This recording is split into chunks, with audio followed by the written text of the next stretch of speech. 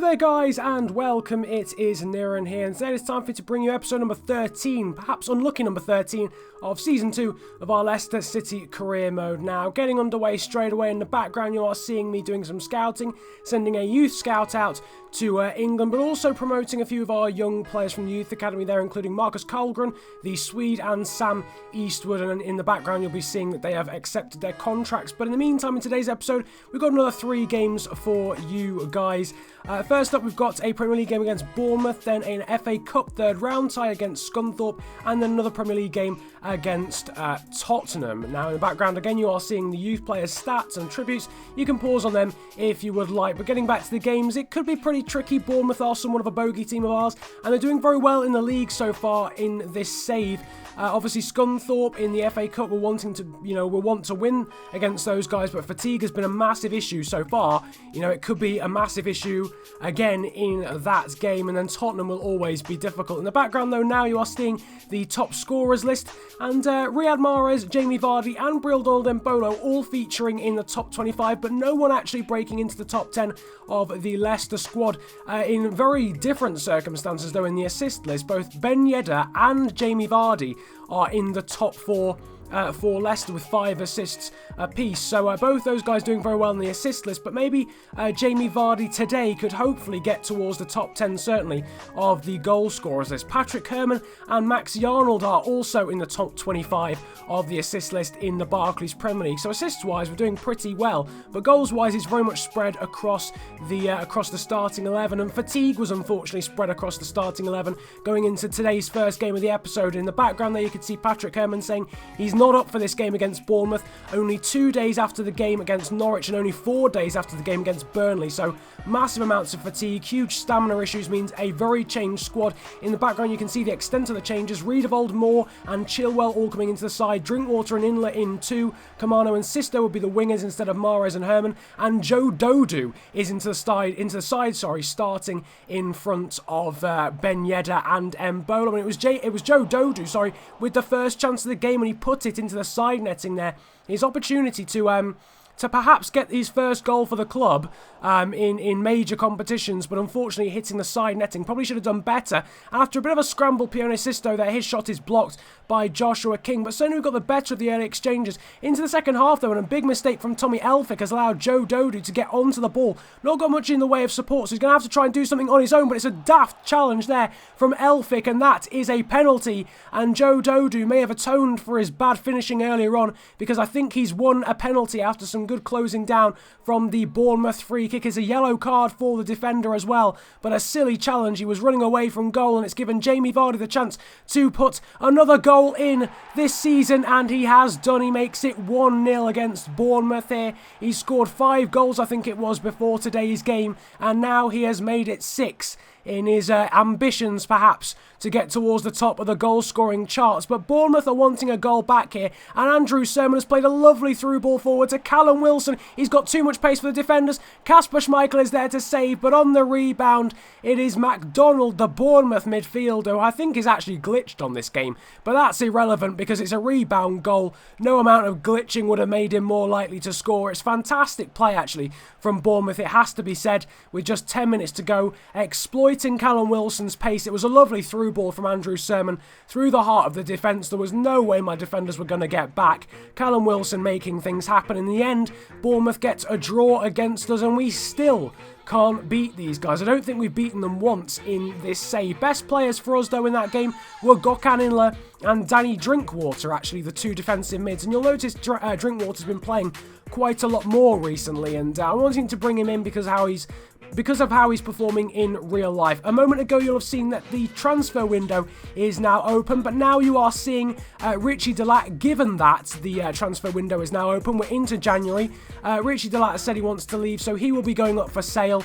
and because you guys decided that I should sell him and replace him with a right back, and we'll be looking at potential right backs come the end of the episode. But for now it's time to get into the second game of today's episode against Scunthorpe, and a lot of youngsters in the starting 11 and a lot of youngsters on the bench. Olukanmi, Story and Flanagan all starting, Gudinho and Wes Morgan coming into the side as well, and also Lasse Jonsson, Nicholas Boylerson, Marcus Karlgren, Makianok and Vestergaard, all Leicester City youth products from this save. on the bench, but we'd have the best of the early exchanges. A good chance for Olukambi, but well saved, and after this scramble, some good blocking there from the Scunthorpe defender to deny Wissam Ben Yedder. And into the 26th minute is Andre Olukambi down the left-hand side, very much involved in the early exchanges, passing it to Jeffrey Schlupp. It's across the box. The Scunthorpe goalkeeper doesn't deal with it, and Wissam Ben Yedder is there to stab home and make it 1-0 here against Scunthorpe. And I think we're good value for the lead, but Scunthorpe were playing pretty well until that point. But Wissam Ben Yedder there giving us the lead after just 27 minutes. Into the second half now, Revel Story has found Luka Zahovic. He's now managed to find N'Golo Kante. Zahovic gets the ball back and blasts it in at the near post. This kid just cannot stop scoring goals. It is absolutely incredible. His finishing is fantastic, and yet again the ball coming across his body and he blasts it past the Scunthorpe goalkeeper at his near post. That is such a nice finish. Formerly Zahovic, I've now learned how to pronounce his name properly. And Luka Zahovic makes it 2-0, but nevertheless Scunthorpe actually coming forward here down the left-hand side, getting past the challenge of Wes Morgan. It's silly on my part because I committed far too early down that left-hand side and it left us open, and the ball there cut across for a Scunthorpe midfielder to put it past Raul Gudinho and put them back in the game here. Now N'Golo Kante finding Mikkel Vestergaard, one of the youth players. He's been promoted from the youth academy. He's a young Danish kid, but unfortunately he's offside. It was a lovely finish, but unfortunately he was at no point onside, so he perhaps needs to work on his attack position, but his finishing there was very nice. So we don't make it 3-1 because the goal from Vestergaard was offside, but we do in fact win the game 2-1 here in the third round of the FA Cup to now progress. There you can see the ratings. N'Golo Kante with an 8 rating, Zahovic with a 7.8, Ben Yedder with a 7.4 as well, and some decent ratings for the two fullbacks Schlupp and Perez, as well as a 6.9 for Andre Olukambi. So a decent performance there in the FA Cup and progressing fairly comfortably in the end. In the meantime, we've now got a scout report from Denmark, and look at that guy, Frederick Riex. 60 or 40 something, I don't know, 50 something to 72. 83 to 94 potential. We're rejecting everyone else, but Frederick Riex, 54 to 72, 83 to 94 potential. He's being promoted or signed straight away into the youth academy. Same for Kenneth Collenberg, I think it was, and Daniel Delaney we will scout further because well, I think it was it Collenberg, something like that. The second guy, you'll have seen him a moment ago, but Riex as well. Those two getting promoted, getting put into the youth academy straight away, because they look absolutely awesome, and Mr. Delaney will be scouted further. In the background you're seeing training. I didn't actually ask you guys to vote when it came to training because I realised that some players weren't actually being trained and perhaps needed to be, the likes of N'Golo Kante, Fukurata Masuaku, Kasper Schmeichel. When it comes to February, maybe March, I will obviously go straight back to doing the usual training where I just give you guys the vote and you guys can decide on who gets trained. But for now, just for the next month or two, we're going to give some of the more neglected players a bit of a chance. In the meantime, though, we are now getting into the third and final game of today's episode against Spurs. And without too many fatigue issues after that Scunthorpe game where we give the majority of players a rest, we are back up to our full complement, if you like, for this game at White Hart Lane. The first chance of the game, they're going to Spurs. They've signed Alexander Lacazette, and he forced a save out of Kasper Schmeichel with the use of his head. But Riyad Mahrez is now going forward, set away by the pace of Patrick Herman. Lovely Ronaldo chop inside, and he passes it across for Jamie Vardy to convert in the 21st minute. And after all the signings we have made in this career mode, it is the partnership of Riyad Mahrez and Jamie Vardy that comes to light here against Tottenham, just showing we haven't really changed things all that much, I suppose. Riyad Mahrez and Jamie Vardy are still massively influential, and Riyad Mahrez is cutting inside again. He has been fantastic in recent episodes. I know Pione Sisto's been good as well, but Riyad Mahrez has stepped it up another level recently. A good save, though, from Kasper Schmeichel to deny Christian Eriksen in the 35th minute. And Tottenham are going forward here again. Ryan Mason finding Nasser Chadli out on the left-hand side. Lovely little flick from Eriksen. It was back to Ryan Mason, and he's hit the crossbar, and that was a fantastic chance for Spurs to equalise there right on the edge of half-time. As it happens into the second half, Bril Donald Embolo has intercepted Eric Dyer's pass, found Jamie Vardy, and Jamie Vardy has scored yet again for his 8th goal of the season and his 3rd goal in this episode. Lovely little slotted finish past Michel Vorm to make it 2-0 here against Tottenham, away from home.